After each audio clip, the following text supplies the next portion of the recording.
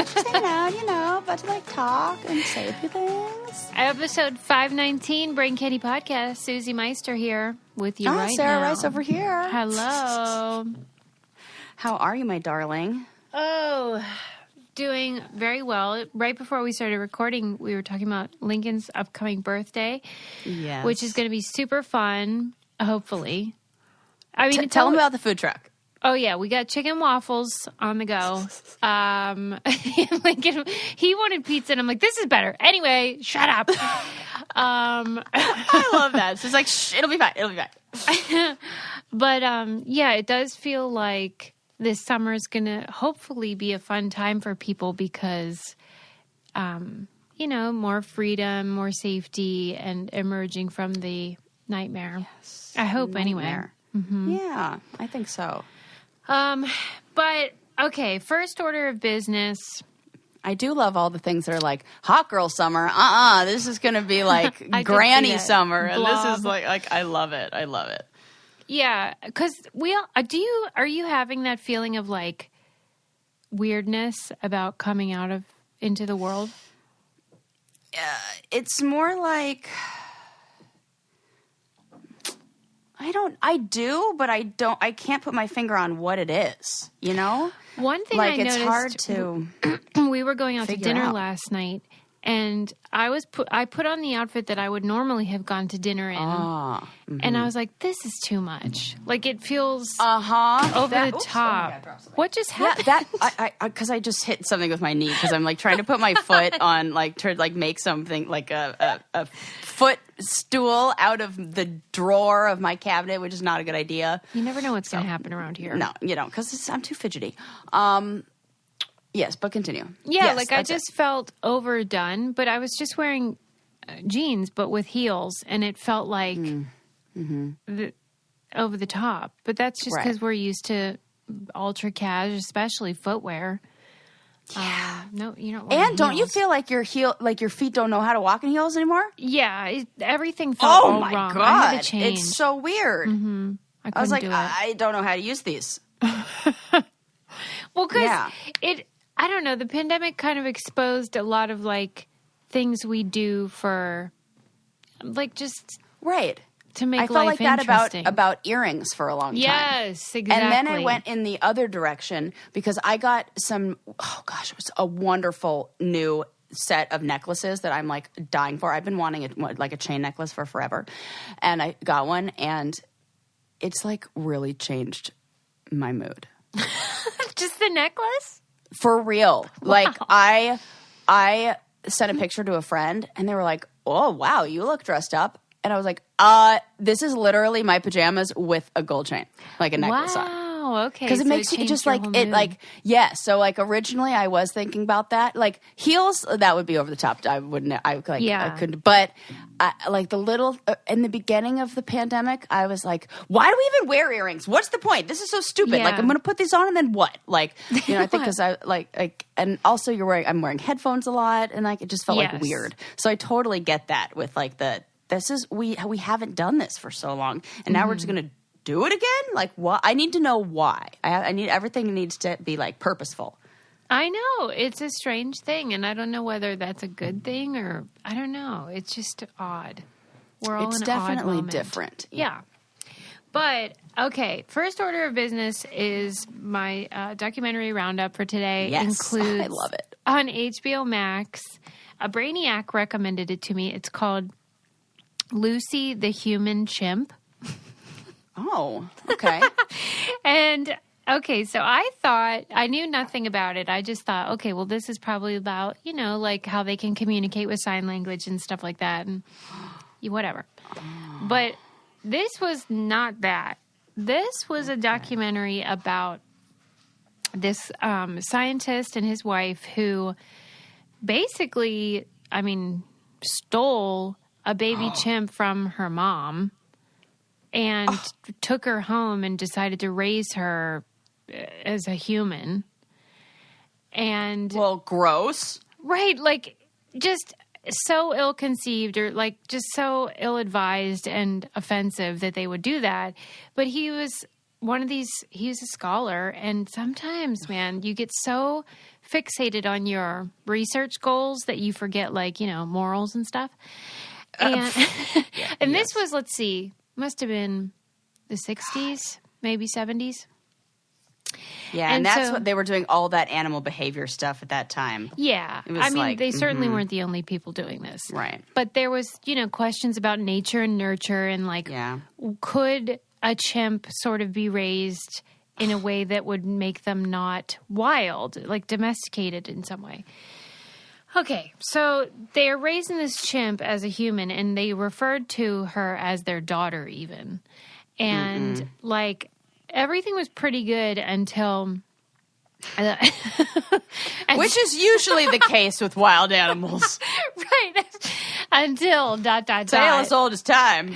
They, this chimp Lucy reached sexual maturity, and then, things go haywire. Oh, my God. And they start to become, wild.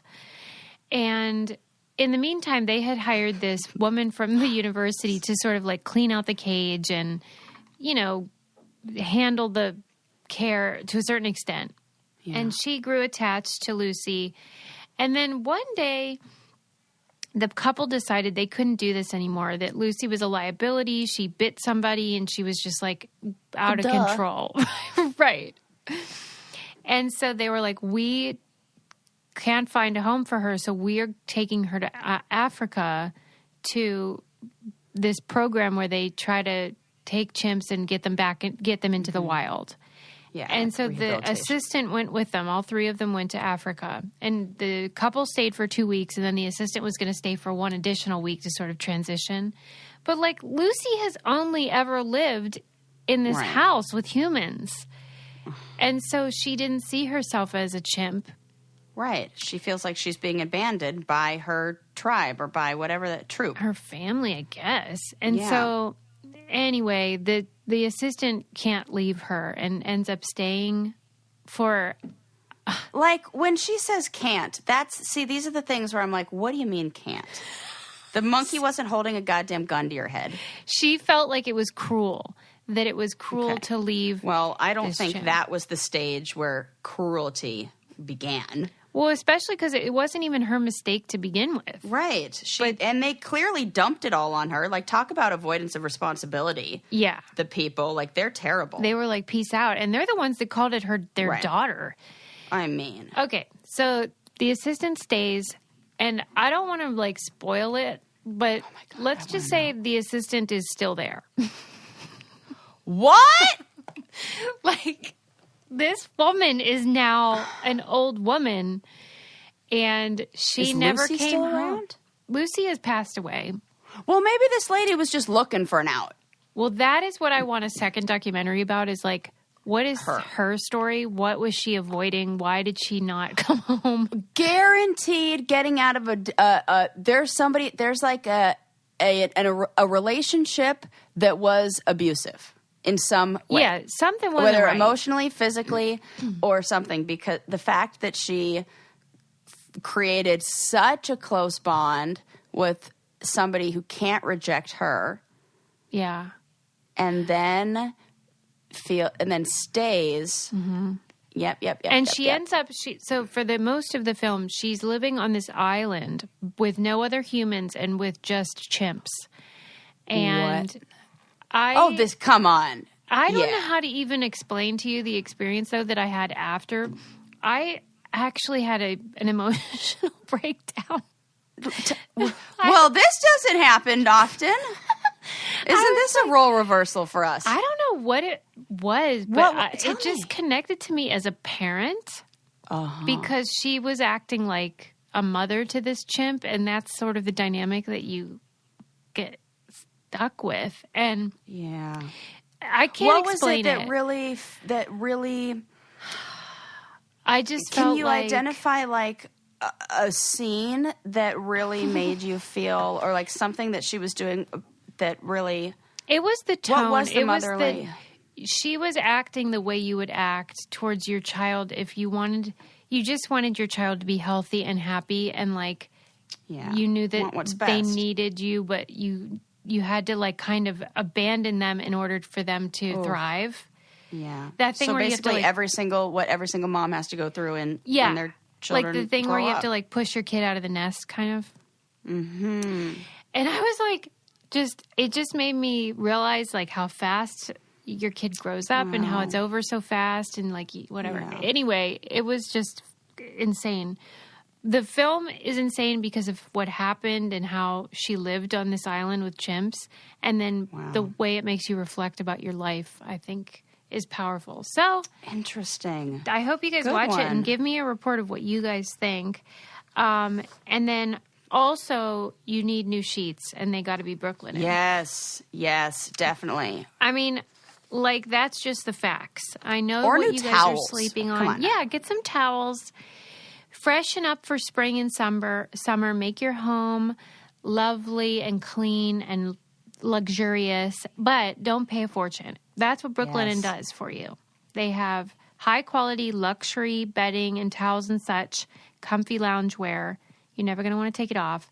And then comes with a 365-day warranty and just rave reviews. Beautiful colors. They wash really well and get soft.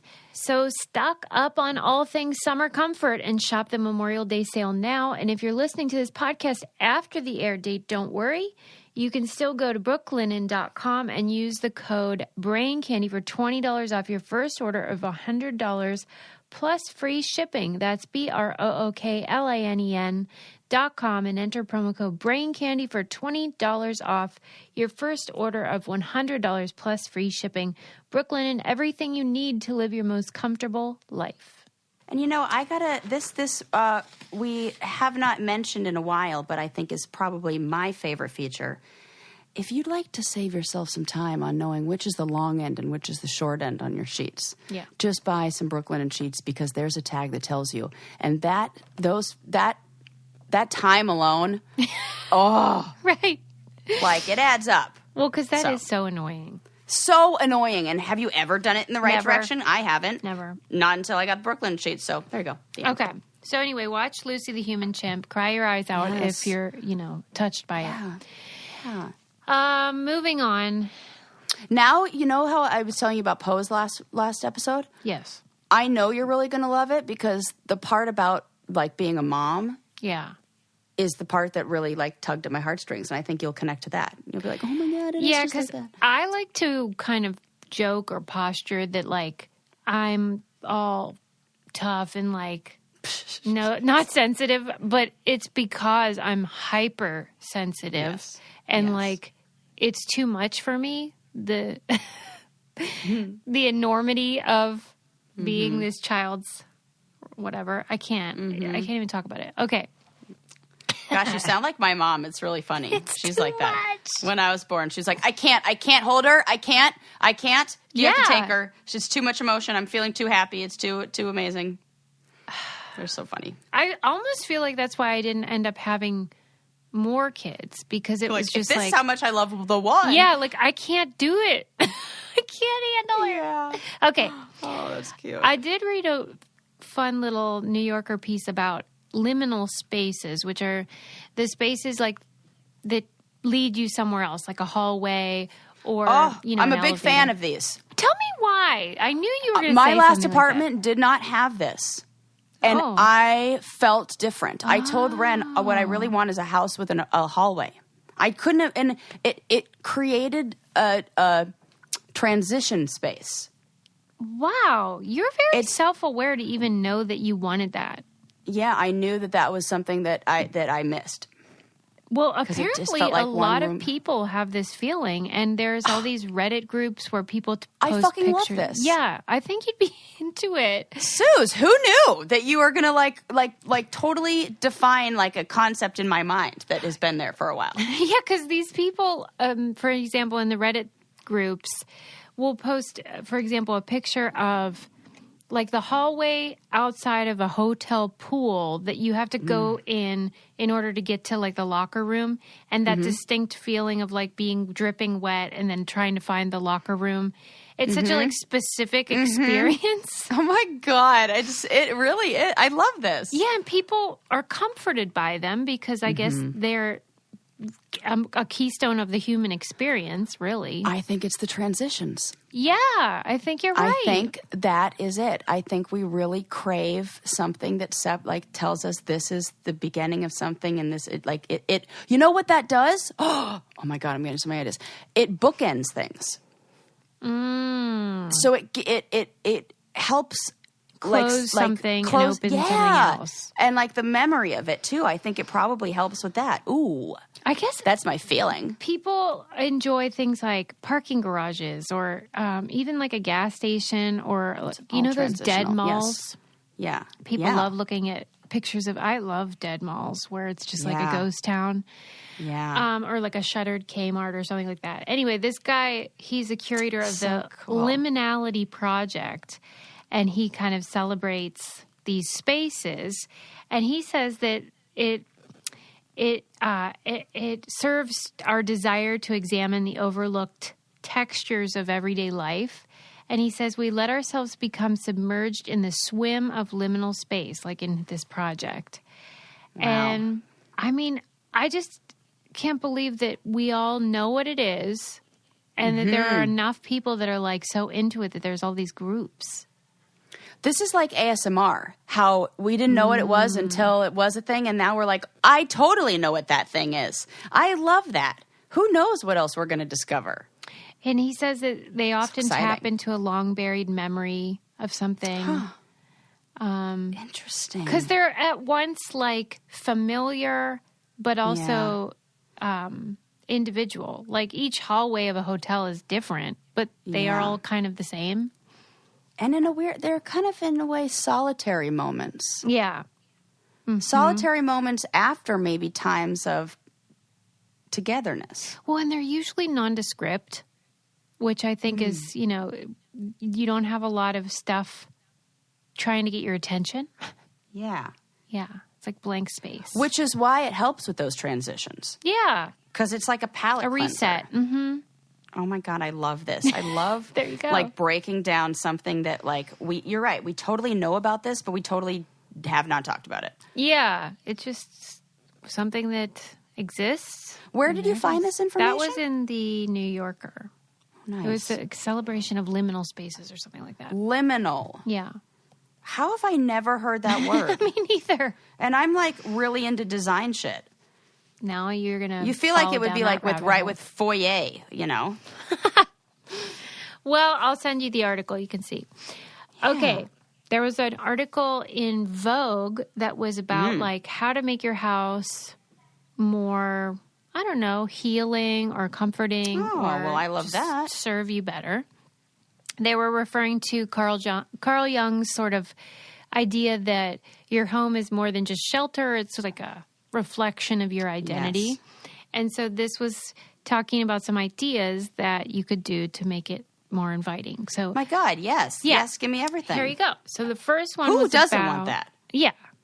One thing was about lighting. So like sometimes people think like more sunlight is better, but there is a limit that if there's too much, it can be disorienting.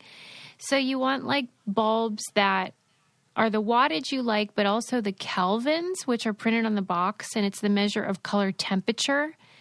And she says that a bulb with 2,700 kelvins will create a cozy, like inviting ambiance. Yes. Like kitchen, living room, bedrooms. And then like 5,000 kelvins is more like daylight. So you want it in a room that you want to have more energy. And this actually recommended carpeting. You know how carpeting's disgusting? Huh. Yeah. I'm not a fan. Yeah. It's like full of germs and BM or whatever. Oh, but I didn't know that. Why do we have to go there? Like if you wear shoes. Right. Yeah, this you're is so the thing. right. Everyone criticizes me because I wear shoes in the house. Mm-hmm. And that's one of the reasons why I don't love carpeting, because then I know for sure it's super. Oh, it's like double whammy. Not cool. Yeah. But they say that it's a restorative thing, that carpeting does reduce your stress. Who knew? Yeah. Now, what about a large collection of throw rugs? On the floor? Yeah, that's what I'm working with. Wait a minute. You have Oh, I don't know why. I have throw rugs. This isn't a crazy thing.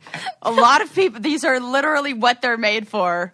I don't know if I had Brooklyn in my head, but I was picturing towels.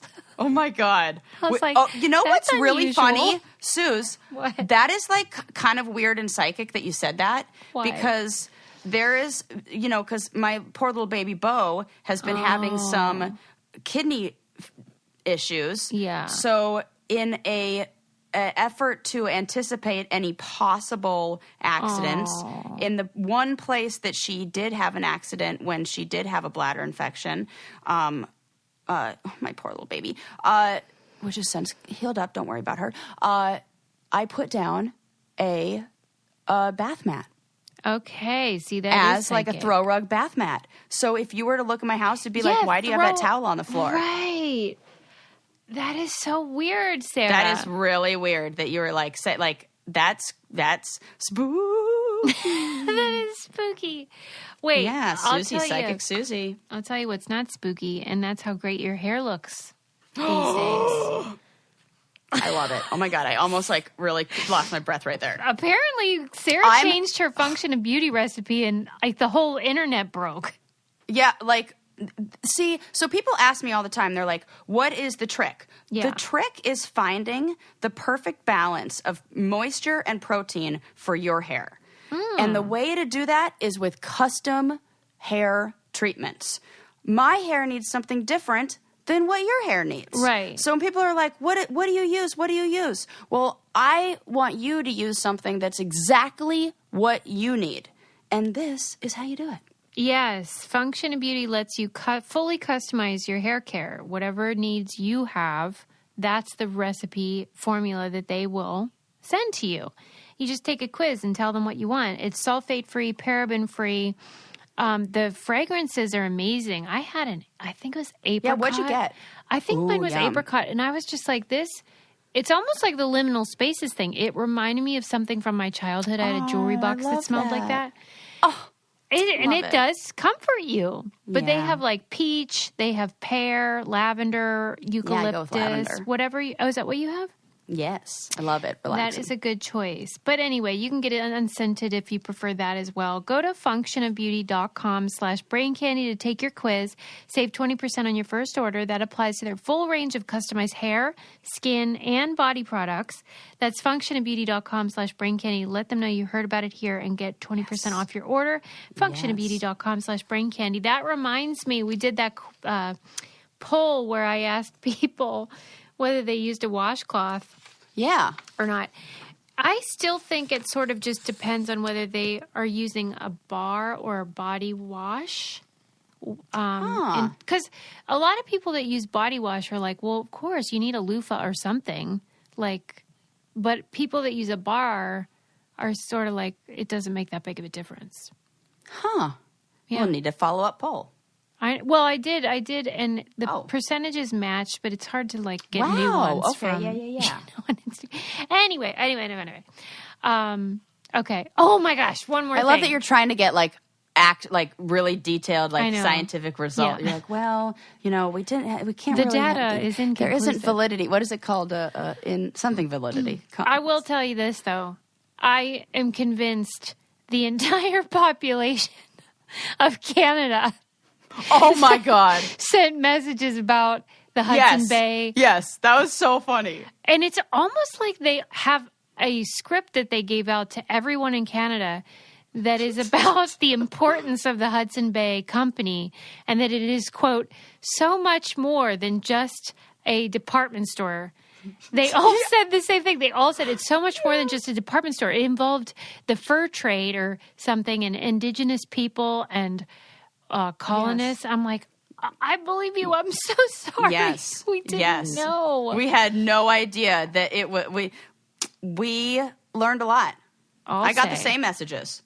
I mean, what do you think it is about our show, though, that appeals to Canadians? They love us, Sarah. They do. They love us. Is it our love for them? It might be because we do love them. And maybe because we're like, I don't know. I have no clue, but I'm super for it.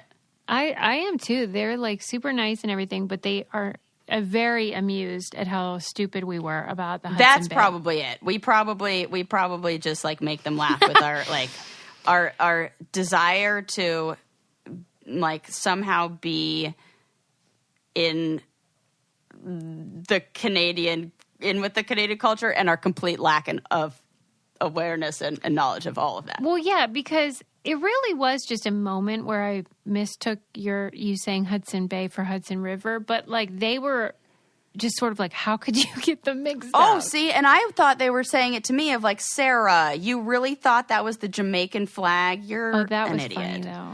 Like, but listen, I just thought she was talking about bath towels when she was talking about a throw rug. So like, we're working on the fly know here. nothing. Yeah. Anyway, let me get back to this house stuff. Okay. So get the right carpeting, get the right light bulbs. The light bulbs make a huge difference. And Yeah, I'm and very like judgy of, not judgy, but like, I'm like, what the heck? How can you not? When I lived in an apartment in LA and you can see, you know, when you're looking in the, like even when you're on the street, you can see all the windows that do have soft lighting and the ones that don't. And I'm like, these freaking serial killers with these fluorescent lights Serial killers. in the evening, like what? How can you sleep with that? That was the very first thing I did when we moved into our new place, me and Ren. I was like, we got to change all the light bulbs. And he's like, you're being cuckoo crazy. And then after he did, he was like, no, I totally get it. And he became obsessed with lighting. Yeah. Yeah, It's a way more no-brainer. than I was. People don't realize it. Yeah. This is what is really shocking to me. Okay, so it's saying like if you have a lot of stuff in your house that needs fixing, just please do that because it said participants who dwelled on things like so they had people give tours of their house to the researchers. Yeah. And participants who dwelled on things that needed to be fixed, like unfinished projects or like repairs or things like that. Like what I would have if I just moved into a house? Yes. These people that were focused on it had weaker recovery of cortisol and the body stress hormone. And at the end of the day, compared to those who described their homes as restful and relaxing. But the craziest part is it only applied to women because historically they've been socialized to feel more responsible for the upkeep of the home. Oh my God. Even when they had a partner. So like women are taking this burden of like, my house isn't good enough. So the only remedy really is to fix the shit that you're bothered by. This makes so much sense. See, this is why we need some self-compassion because when you add up all this stuff, it's like, yeah, no wonder I feel like this. No wonder it's a little bit harder for me to feel motivated to get the projects done. That's why I keep emphasizing, like, if you're struggling, maybe because people might be trying to lose weight or they might be trying to, you know, get stronger or something. And then they get down on themselves. But it's like everything in the world is acting against you. Yeah. Don't feel too bad. Don't feel too bad. We need to work so much on that balance between acceptance and change. What do we just accept because, like, that we give yourself a little grace. Yeah. And, you know, I always think and tell any clients, anybody I'm talking to, friends too, if we were reading this story, we were reading a book about a character who was going through the same thing, would we be like, man, she's not doing enough. Man, she needs to, or would we be like, wow, it makes sense that she feels like that. Right. We definitely would say the latter. For ourselves. Yes. And we never do that because we're in the story, not looking at it from a bird's eye view. So just do that. But like I would love to know all the things that women sort of put pressure on themselves to do that we don't even realize. Like who would have thought that things that might be in disrepair are weighing on you and making you feel like you're not enough? And the crazy thing is some of those might even be tasks that are stereotypically male. Like it could be that like the guy on the guy's honey-do list, but I think that the woman would feel the stress about it. For sure, because in my experience, the guys do not care. No, they don't. They really don't. They don't have that same sense of like, well, I guess some of them do, but. Well, some. We don't want to say all. I remember the moment where I asked Landon, my ex-husband, I was like, so stressed about not making the bed. And so I asked him, I was like, is it okay that I didn't make the bed today? And he looked at me, he was like, I have literally never once in our entire relationship thought about you or making the bed in like that. And I was like, what? Why have I been wasting so much time stressing about not having the bed made? Like the amount of the damage that stress had done. So like he didn't mind if it was made or not. Didn't ever think about it. And here I was with it convinced. That. He probably said one thing a long time ago of like, I love when you do that. And I locked it in my head of like, this is my this is my job now. I am required from now on to do this. Oh, man. And now. So, Poor so you Sarah. Like, you know, that's why we got to ask questions and revisit, what do we call those? Expectations in relationships. Amen. Ain't that the truth? Amen. You're probably putting pressure on yourself unnecessarily. What I have to tell you, when we were in our book club last month talking about the power of habit, half the Zoom people were talking in the chat about how much Noom helped them. Yes. The Noom app. Suze, I signed up for it. I know. Because I signed up for it without even goals and intentions of any weight loss. I just need really consistent behaviors. Yeah. Like That's accountability habits, if you will. Habits. Right. Oh, yeah. Right? Because what is a habit? A habit is a choice that you make that becomes routinized. It becomes just a part of your life without thinking about it. And Noom can help you pick whatever behavior you want and make it more into a habit, something that you do automatically, whether it's you want to have more energy or you want to start exercising or just have better self-esteem, whatever it is, they can help you reach that goal through science-based and psychology-based advice and accountability. Takes 10 minutes a day. Super easy, and people are having great success. A lot of people in our book club. It's just about that why. Why do you make the choice that you do? And then giving you the tools to replace that habit with healthier ones. There is a science to getting healthier. It's called Noom. Sign up for your trial today at Noom, Noom.com/BrainCandy. Learn how to get healthy with Noom. Sign up for your trial today at Noom, Noom.com/BrainCandy. And you know what I love? That it's like, that's an online community. And then that we've created like an online community of Brain Candy Noom users. For real. To support each other. I love that. Because that's to me what our book club is. Yes, we all love reading and we love ideas, but it's also just about friendship and being girls together. Supporting girls. Fellowship. It's just really nice. Yeah. And not all women, I should say. We do wonderful have some male men. members. Yeah. Yes. Okay. Really I read an article in the New York Times that cracked me up because it was about all these bozos that climb, Mount Everest and stuff. Oh, yeah. We love these articles. This one was about when is a summit the summit? So now there's all these fucking debates about did you actually reach the summit? Yes. Okay. I've heard this. So there's these 14 mountains on Earth that are 8,000 meters and up. Okay, so these are like the big dogs. And these stupid mountaineers like to leave the comfort of their home and solid ground and decide to go up beyond the clouds and then get some sort of stupid prideful moment, right? Where they feel like they picture did something. to put on their mantle. Well, so here's what cracks me up about it. The summit, of course, is the highest point. But what happened over time is that people would put a pole in the ground at the quote unquote summit, but it really wasn't the official summit. It was just where somebody decided to put their pole. But then everybody falls for it and stops there and starts heading back down. And now they're being well, you actually didn't go to the summit. Oh, this is annoying. So, there's all these, flags and, festooned, little things that are supposed to indicate you've reached the top, you've hit the end. It's the vertical finish line. Yes. And then everybody puts something there. Yeah, it's a whole thing. You get a picture. I've been at some of these. Right. Not the ones that are super tall, but... So, basically, close only counts in horseshoes and hand grenades. And if you didn't reach the summit, some people are saying they're calling bullshit, basically. And this is really not good. Tell me why.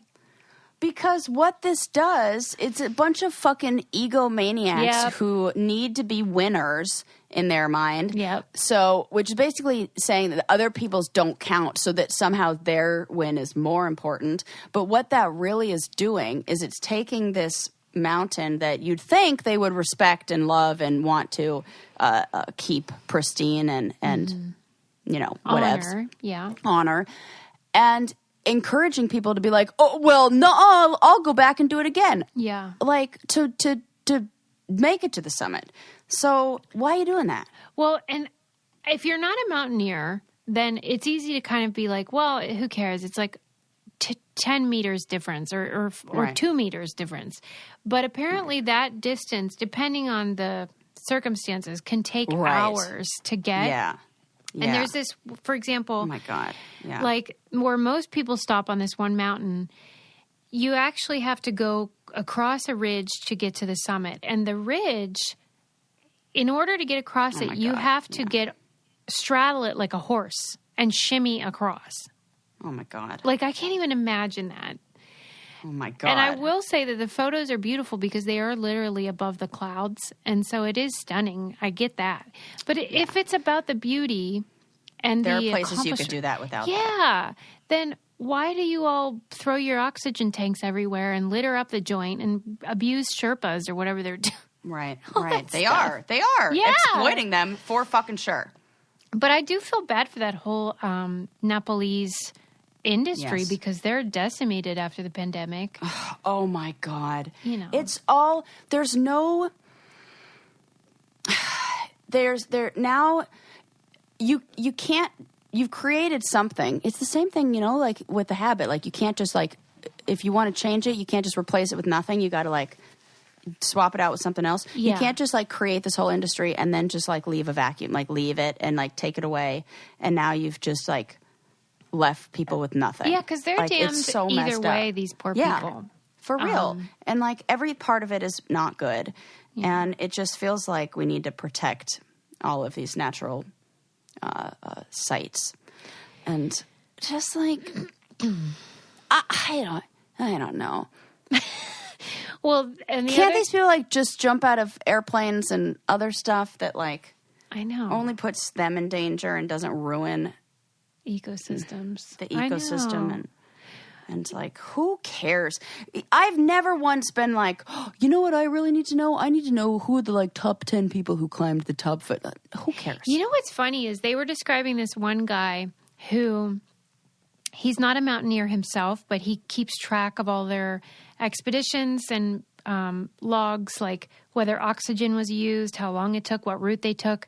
And it reminded me of some of like the challenge super fans who they're not on the show, but they like keep track of all the stats. And, you know, for some people, that's the hobby is just like tracking these other people. People enjoy that, you know, and there's parts of that. Like think about like I've seen some, I don't know if I read an article about this or somebody was telling me about it. But like that's like the interest in baseball about how a lot of people become obsessed with stats. the stats and like it's very comforting for people who like that kind of stuff and who are routine and you know. For some people it adds depth and meaning to something that might otherwise be, you know, leisure or sport. Yeah. Interesting. One last thing. So they were saying that the other problem is when people reach what they think is the summit, part of the reason that they don't know it's not is it says exhaustion, whipping winds, whiteout conditions, and a dearth of oxygen starving the brain prevent them from realizing they're not actually at the summit. So that's like... Yeah, but you want to do this? Like, real ringing endorsement for the sport. Right. No. And I guess that's the whole point. Like, what is that? The movie's probably called Everest. Is there one called Into Thin Air? No, that's the one I'm talking about. Okay. Is it a documentary or is it a movie? I believe that is a scripted film, but I that's the one I'm talking about. Knew it because it was mentioned in the article, and I thought, oh, that's interesting. Yes, but that it's is it. based because on a true story. it does such a good job capturing the determination and stubbornness of the guys who do this, and also like the dickhead, like I just think they did a really good job. It was well cast, and the characters are exactly who would be. Well, because it does seem like there are kind of like two groups. There's people that just love nature and then exercise and challenging themselves, and then there's people who are just like in it for the ego stuff. Yeah. There's who are probably like the some box overlap, checker but- kind of. Yeah, box checkers. Okay, moving on. I always like talking about Mount Everest because, dickheads. I know, we love it. And then I love how people like send us articles about topics that we talk about a lot. Oh They're my like, God. article. And then, it's like great. We Somebody- have like a whole I collection. forget her name. Might have been Jill. Sent an article about, I think we might have even talked about it, but it bears repeating. The husband stitch. Are you familiar? No. Like after you give birth and you might tear, they stitch up your vagina to heal, but then they add an extra stitch so you're tighter for fucking your A. husband. I'm annoyed. Is Like- that you can actually say that and they do that, or is this just something that they do? I think it's Or is it less like a- prevalent now, but that this used to be Ew. something that they would do without asking you. Ew. For your husband. So And- like they're performing surgery without medical necessity. Yeah. And often what it does is make painful intercourse moving forward. Oh my God. And some women are like, don't know what happened. They just think it was having a child that changed their body. Oh my God. Isn't that This hideous? is no, seriously. We have not talked about this on here because that is so layered, Yeah. and so like I can see the consequences of that. Oh my God, these women who didn't know that happened to them, and the shame, and you wouldn't talk to your doctor about that. You would just deal with it, and and how that's sad. the thing. Like, if sex is painful, you're going to have less of it anyway. So this husband Yeah. stitch isn't doing Yeah, its what a intended purpose So- anyway. Right. Oh my God. Good information. Oh, I just can't. That is just, because it sounds like something that would have happened, 100 years ago, but it's not entirely outdated. Like now, I've heard that word. I've heard Yeah. the term before, but I thought it was like a joke. No. Oh God, Isn't that sick? not like a real thing. It's so sick. Anyway, patriarchy, the usual. Oh, and now it just like that becomes a phrase, like that. I know that saying, but that we wouldn't know the medical potential consequences of that. But these guys are just saying it so casually, like as a joke, like, oh yeah, did you get the husband stitch or whatever? Yeah, one lady said she was getting stitched up, and the doctor was like, that last one's for your husband. I'm what sick. would you do? I would sue. Hell yeah. I would say, well, this and I don't know. I would have some witty comeback that I would think of 2 weeks later, and then I would be like, "Damn it! I should have said that." Like, yeah. And then when I retell the story, I would say it like I said it in there. Probably, And this is why women have vagina insecurity anyway. Yes, that's what I'm saying. That's Yeah. what I'm saying about the shame and everything that comes with it. Is like these stupid. I remember. And I'm not going to say who was involved and who they were talking about and everything like that. There was somebody from the challenge who was making fun of another person on the challenge because they said, "Oh, you know what? This she came over and she was on her period and she did a DIY tampon. You know how I know that?" And I was like, I'm not going to fucking answer that question or ask you that because I know how you may know that or any situation that happened. And I also know what situation a woman must have been in for that to be her go-to. So fuck you, because you don't know what it's like to be in those situations where you're so embarrassed and you don't want there's nothing you can do. And so and he wants to make fun of her. Like, fuck off. I can't even believe that that's a thing. Yeah, it lives in my head all the time. That's like I play that back, and I will not, and I won't ever say. But yeah, yep, that's awful. Sad. But there's a lot of that, and it creates shame and insecurities about stuff that are normal. Yeah. And it's really just like, you know what we tease and you know what we make fun of? Stuff that we don't know about. And so all these guys who are teasing and making fun of women's vaginas, you don't fucking know about a vagina. And that's the real problem. And that's what you should really be ashamed of. Learn about a vagina, and then you probably won't make fun of it as much because you'd probably be like, wow, that shit's amazing. And then if you did, you'd probably get to see more of them. Yeah, right. There you go. Maybe Squats and Slices will make some memes out of it. Oh my God, I love her. Ugh. It's the best. Okay, moving on. Yeah. I read that was a little attitude-y I know I had, but you know what? They deserve it. I don't even care. Everyone deserves it. Yeah. Fuck everybody. I read a book called Drug Use for Grown-Ups. It was really good. What is it? Drug Use for Grown-Ups. Drug Use for Grown-Ups. Okay. It is by this... That's really funny. Professor of psychology who studies... how drugs affect people, and he does all these true research studies where like people come in and they take meth as the study. Oh my God. Okay. And he was studying it for years and years and really bought into this idea that drugs are bad, they hurt your brain, blah, blah, blah. And then he decided to look a little closer, and he also started trying the drugs so he would know what they were like, and realized that he was wrong about everything. And now he's on this mission to get people to understand or believe that drug use is can be a positive thing if you're a healthy, well-balanced adult. And that includes, he does heroin, he does meth for fun. Okay. Yeah. Nope. Yeah. No. Yeah. Wow. I do not know about that one. He's a fascinating character. He's very handsome.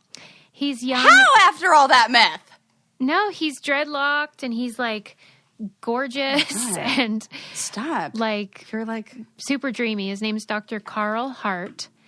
Okay. And he's basically trying to say you've been lied to about everything. Well, okay. And that all of the stuff that you believe about drugs is propaganda, and it's got racial overtones. Well, that's for sure. For example, God, he is so handsome. Yeah, he's gorgeous. Yeah. And he says, like the founding fathers all did like cocaine. And if you were wondering what my type is, it's this. Yes. So. And he's a faculty professor, and he's a psychology. Yeah. Total dreamboat. Yeah, I think he works at Columbia University, professor of psychology and psychiatry. And he says that, like the founding fathers did all these hard drugs, and then only when the slaves got the drugs did we start saying, oh, it's bad, don't do it. And that we're still doing that. We're still stigmatizing black people's drug use. And then, when white people do opioids, we're like, they're victims. We feel sorry for them. Mm-hmm. And he is trying to undo all that propaganda that he says we've been fed our whole lives on, like the war on drugs. Shit, man. Yeah. I'm into it. I know. It really changed how I saw a lot of things. There are things about the book that I thought were like, I don't know about that. But, the message in general, I think is fair. That, and alcohol is so bad. It's the fucking worst thing. And we all do that because we're like, well, I just have a little bit. I don't overdo it. I'm responsible. It's the same thing. Because the alcohol company, they turned it into it's such a moneymaker. It's such and taxes and all that. And it's a whole thing. And it's like, oh my God, that's so true. Yeah. When I was in my drug and alcohol class in school, my professor said straight up, she was like, worst drug? Alcohol. I mean, she's like, that's worse. And she said that. She said, alcohol's worse than heroin. She said, if you look at the effects on the body. That he purposefully did opioids for a certain period of time and then in order to withdraw, so he knew what that was like. And he said, you won't see me doing that with alcohol because you could die.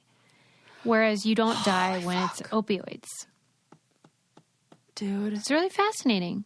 That's so crazy. And, you know, we do need to push back on a lot of that stuff that says, like there's just a lot of misinformation out there. Yeah.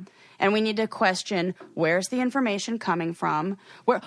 Speaking of which, did I say on the air about the racist questions or the yes. and classist questions? Yes.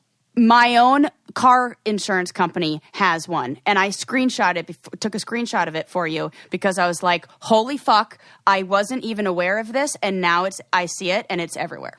Really?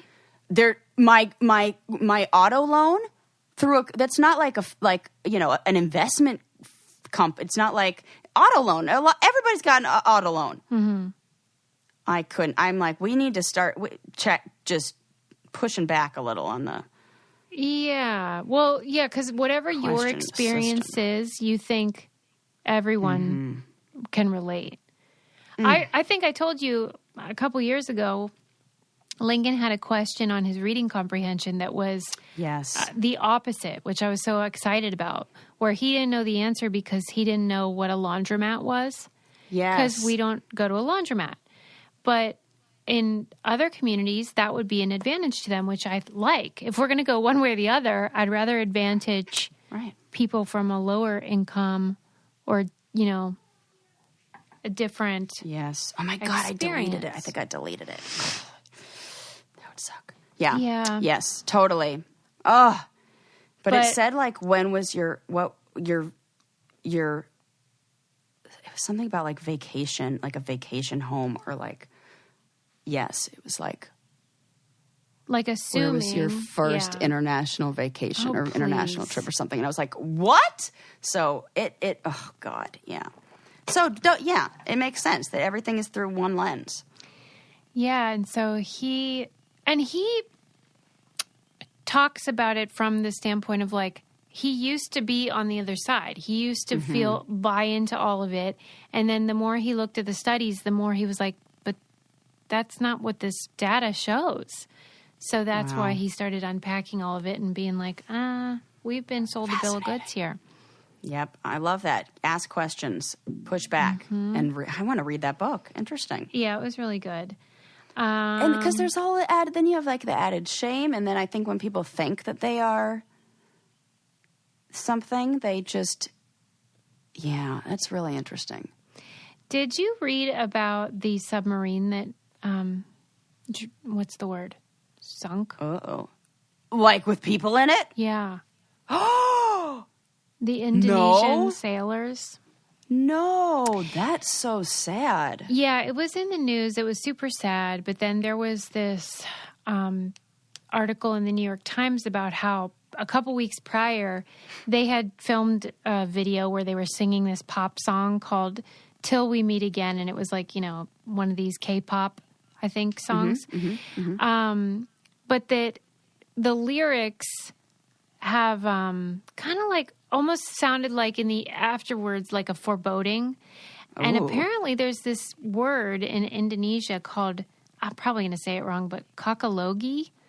And it means looking back at people's lives to find clues to explain seemingly random events. Yes. I've never heard of that. I just wondered if you had ever heard of this idea of when you reflect on someone's life, seeing something that otherwise would be innocuous as almost like a foretelling. Because they were saying it's sort of a cultural thing where it helps them make sense of what can otherwise I was just be going to chaotic. say that is the brain's way of feeling safe. Anytime the brain is going back to that's all the brain's job is to make us feel safe for the future and anticipate the future and what what would this be like in another situation in order to and bring us comfort. Yeah. And so it will go to extremes to I think we do this in that it's not quite the same but similar is how when we go through a breakup afterwards if the breakup were to never happen, that person is wonderful and perfect and amazing. If the breakup happens, you go, and there was this, and there was this, because like your brain needs to feel like you made the right decision leaving that relationship, or that, you being in a relationship that somebody else ended isn't like devastating to your psyche. So you start to recreate your memory of that to fit the narrative that feels best for you. Yeah, and I think we do that in a lot of ways. Yes. Yeah. It's human nature. Yeah, and it does provide comfort in like what is otherwise a pretty chaotic and disorderly world. Right. So there you go. And you can see when this doesn't function well in some personality disorders, like if somebody as a person with borderline symptoms, they actually reimagine the past. Right. Like they recreate the memories to fit their narrative. Yeah. Which can cause you'll be like, problems. What? That's not what happened. And they're like, yes, it is. So, because that's what they, in their mind, have very much believed. Yes. And for them, that is the reality. Mm-hmm. Mm-hmm. It's just not the actual one. Interesting. Let's wind it down. Oh, my God, already? Yeah. That just flew by. I know, it did. Yeah. I had an existential psychotic break due to Lucy the human chimp. Oh, I'm telling you, golly. I was ugly crying. That is so funny. Adam was I love that. It's okay. Do you want to have a baby? Oh, my God. You're like, the opposite. It's like, there's yes too much no. love. Oh, but like if you wanted to have a baby, that would be cool too. It's sort of like that thing where we go about our lives on purpose, I think, most of the time, avoiding our mortality and the mystery of like why we're here and stuff. And sometimes something random, it could be a movie or whatever, just sparks that realization that like this is real and it's finite and you're going to die and whatever. And it just sometimes hits you. Yep. Yeah. And that's okay. That's just a nice reminder that you're human. You're and human. I think, we need to just embrace the full range of emotions. Absolutely. Sometimes the ones that can feel uncomfortable are actually really cathartic and important. And that's why it feels better after a good cry. But if you were ask somebody, do you want to cry? They'd be like, no. But we always feel better afterwards. So just like lean into those because feelings, it also reminded me of like savoring this time. My kid's not going to be this age forever, and stuff like that, where it reminds you to live in the moment. Yes. And if you're maybe in the you want to hallway, live in the moment. Yeah. Yes. It's like, or if you'd like to do drugs in this moment, maybe drugs in a hallway. Just be responsible, and nobody will mind except the government. Yeah. Maybe ask some questions. Yeah. Right. Golly. Make your house cozier. Maybe do a little repair if it might take a load off your mind. And for God's sake, don't be a mountaineer. For goodness sakes. Oh my God. Yes. Please just kind of stay below 10,000 feet. Stay in your cozy house that you made with your light bulbs. Yes. And that's enough. Yes. And, yes. In your house, no chimps. Don't forget to check out our book club, our documentary club, which is super fun. Our patreon.com/braincandy, our merch. It helps us so much. So many fun things to check out, guys. We love the more you get involved, the happier we are. So we'll see you next time. Bye. Bye.